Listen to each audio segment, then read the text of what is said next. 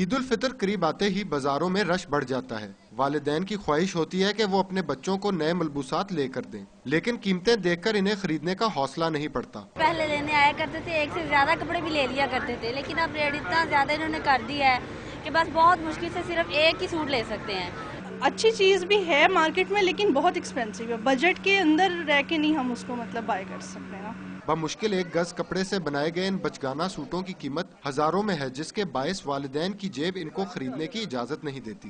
ہمارا انویسٹمنٹ بہت زیادہ ہو گئی ہے اور مارجن پروفٹ ختم ہو گیا ہے، اور کسٹمر کی ریشو یہ ہے کہ 70% کسٹمر مارکیٹوں میں نہیں ہے۔ معصوم بچوں کو کیا معلوم کہ ان کے والدین چاہتے ہوئے بھی ان کی خواہشات پوری نہیں کر سکتے۔ ان کی آنکھوں میں نئے کپڑے لینے کی چمک صاف نظر آتی ہے۔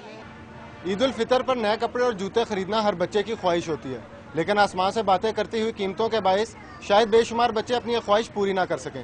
کیمرہ مین راجہ عثمان کے ساتھ شارو بخاری، ڈان نیوز، لاہور۔